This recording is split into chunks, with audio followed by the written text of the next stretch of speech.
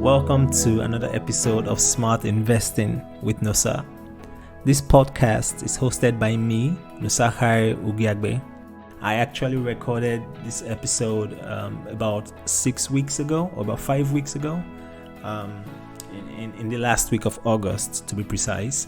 And for some reason, I didn't save. I hibernated my computer, and at some point I had to do a hard restart, and I lost everything. And since then, I've been extremely busy. So apparently, combining a full-time job with an MBA program in a different city, which requires me to travel every other weekend, and CFA level 3 exam preparations with learning German is a bit more intense than I anticipated.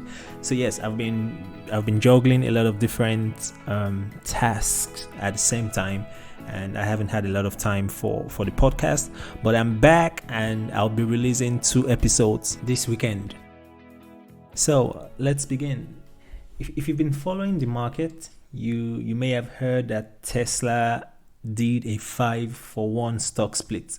And as soon as they made that announcement, their stock price went up by around 7%. So I think in the 24 or 48 hours after the announcement, their stock price went up by around 7%. But before I go into explaining what stock splits are and how they affect the valuation of companies, I would like to first state my view on Tesla as a company and the performance of its stock on the equity market. I have always maintained that Tesla as a company was overvalued right from way before the stock split, right from when its price had just gone up beyond the $600 mark.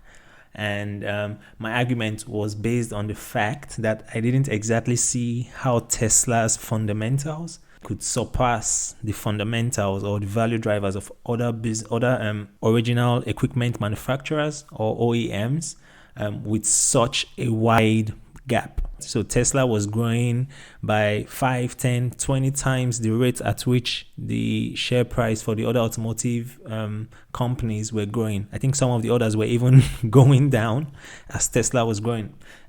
I know, so to many people, Tesla has an edge in the electric mobility space and in the autonomous driving space. But I didn't exactly see how this edge translated to a 4 or 5 times the valuation of many other automotive industries.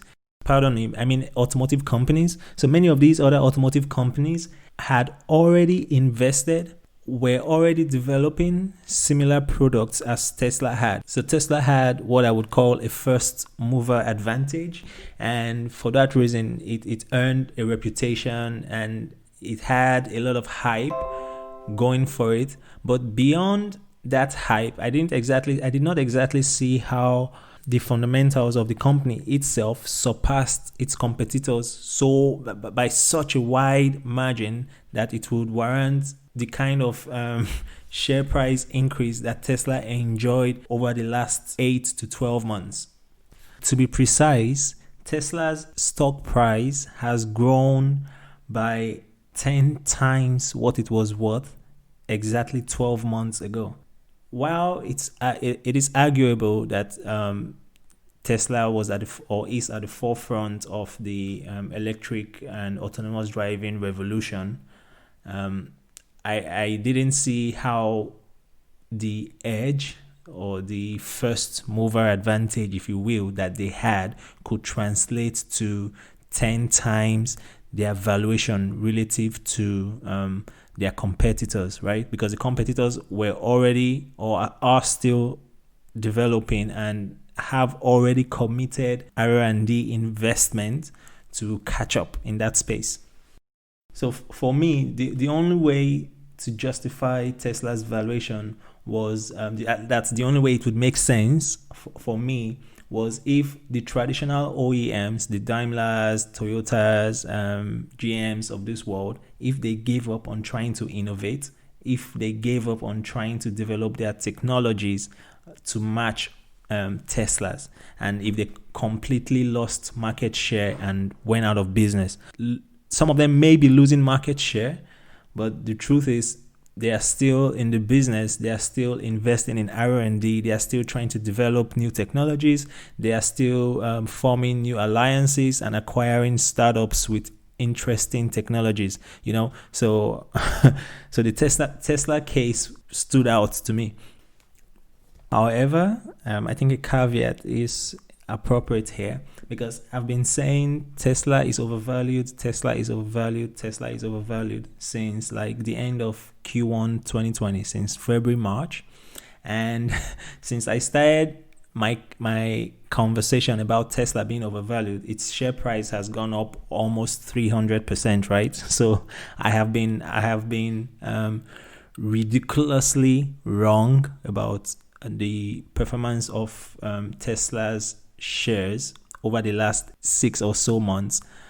However, when a company is overvalued, when the shares of a company are selling for a higher price than their fundamentals or their value drivers suggest, the correction, that's if the company is overvalued, the reduction back to what the appropriate price should be usually takes a while. It usually takes time for that correction to happen. Similarly, when a company's shares are selling for less than what their intrinsic values should be, the correction back to the intrinsic value or fair value usually takes time as well. And to be honest, no one can predict with certainty when that correction will happen. So I may be wrong about Tesla's shares being overvalued. I may be right. If I am right, what I cannot tell you is when the value or the price would fall back to what it should actually be priced at. But I'd leave you with a quote made by a seasoned investment manager a couple of months ago. He basically confirmed that Tesla's valuation did not make sense by any conventional measure of value known to man. And he went on to add that, however, Tesla is not really a conventional company and should probably not be valued by the conventional measures of value. So, as Tesla's price was shooting up, Tesla announced a 5-for-1 stock split, and their argument during the announcement was that they were doing the split to make the shares more affordable for ordinary investors. And this was a very smart decision to me, because the stock prices were already high and the company was still enjoying or is still enjoying a lot of hype. Oh, Tesla this, Tesla that, Elon Musk is on the news today, so the company was enjoying that hype. And it was during the coronavirus lockdown in many cities. So a lot of people were home, a lot of people were trying their hands on investing, and a lot of people had access to cash flows that they could not spend in many other ways. So to many people, buying the most popular or seemingly successful stock was a no-brainer. But with Tesla's shares selling at around $1,000 per share, it was just slightly out of reach for the ordinary investor.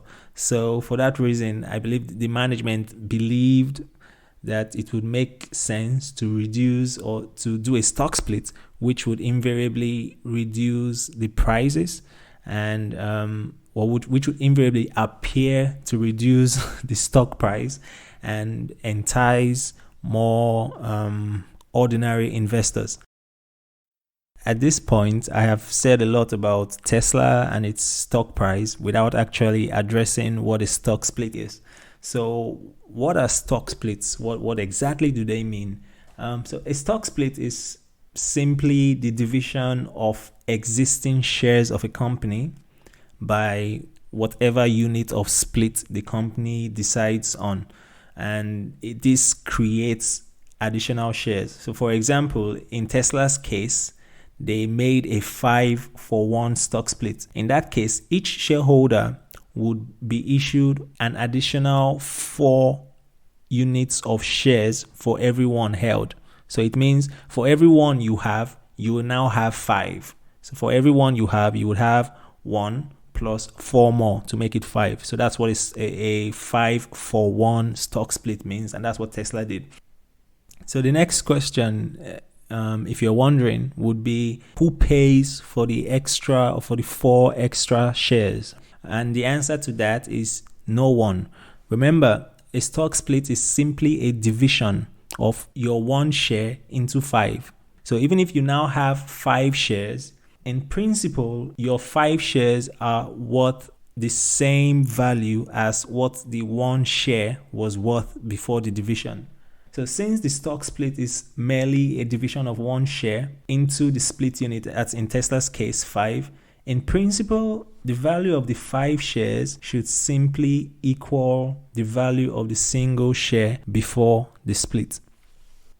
In the same vein, the earnings per share and all other per share data, like your dividends per share and so on, should be divided by the split ratio, so that the earnings per share before and after the split will simply be the same, unchanged, because simply dividing the number of shares does not in any way or should not in any way affect the earnings or the fundamentals of the business itself. So since the fundamentals and other per share data remain unchanged, the price to earnings ratio or PE ratio of the company should also remain unchanged. So the price to earnings ratio basically shows you how much you are paying per dollar or per euro of earnings. So it's basically the stock price divided by the earnings per share. In essence, a stock split should leave the price to earnings ratio, should leave the equity value of the company itself unchanged, because it is simply a division of the number of shares that a shareholder has, and it should in principle have no impact on the fundamentals or the value of the company itself. And at this point, if you've been listening to me from the beginning, you would start to wonder. At the beginning, I mentioned that Tesla's share price went up by around 7% in the 24 hours following the announcement of the stock split. And now I am saying that a share split or a stock split should not affect the value of the company, which is reflected by the stock price for publicly traded entities. And I would reconcile this contradiction in a second, but before that, let's explore why companies do stock splits. There are lots of reasons why a company could think of doing a stock split, but one reason that stands out is to make the shares appear to be more attractive. So as Tesla put it, they were trying to make their shares more affordable. And more affordability means that more people will be able to buy these shares. So a good way to reconcile or to understand exactly how much you are paying for a unit or a euro in earnings of a company is to divide the company's earnings per share by the share price. So a company that has earnings of 100 and has a share price of 400 would have a price to earnings ratio of 400 divided by 100, and that's 4. A company that has a share price of 20 and earnings per share of just 1 would have a price to earnings ratio of 20 divided by 1, and that's 20. So for the first company, it was 400 divided by 100, right? And that gives you 4. So it means you are paying 4 euros for every euro in earnings. Whereas for the other company, you are paying 20 euros for every euro of earnings that they get. So when you look at it from a price to earnings ratio, you would see that the share that was selling for 200 is actually the cheaper one. Whereas the one that was selling for 20 is more expensive. However, most ordinary investors do not look at, as simple as it may seem, most ordinary investors do not look at the price to earnings ratio. Ultimately, a stock split does not make the share or the stock more affordable. It just looks or appears to be more affordable, appears to be cheaper, because when the shares are split, the price of the shares will also be split. The earnings per share and all other per share ratio will also be split by the split ratio, such that the PE before and after the split will be the same.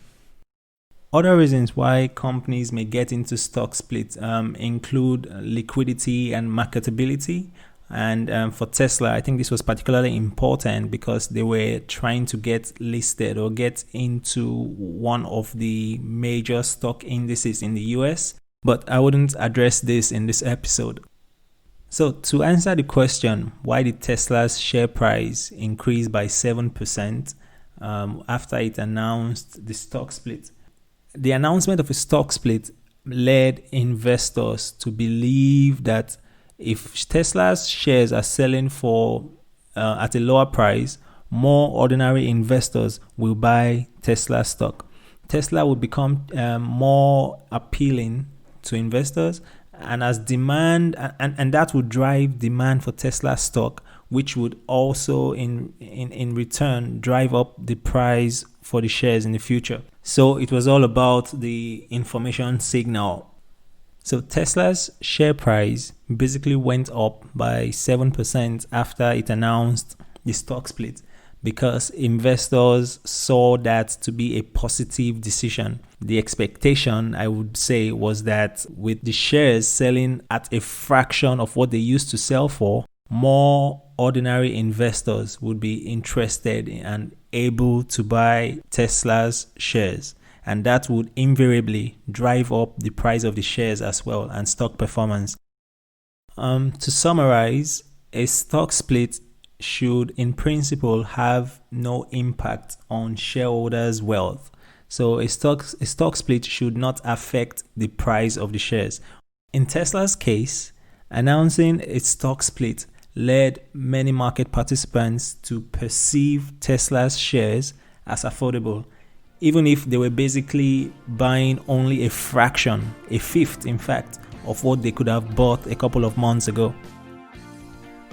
As always, thank you for listening to this episode of the podcast, and I would really appreciate it if you would share this podcast with one person who you think would benefit from it. And if you have any questions, if you have any comments regarding the topics I discussed on this podcast, if you would like to appear as a guest on this podcast, please feel free to reach out to me. I'm available on Twitter, Instagram, LinkedIn, and you can find the addresses to these accounts in the notes of this podcast. Thank you.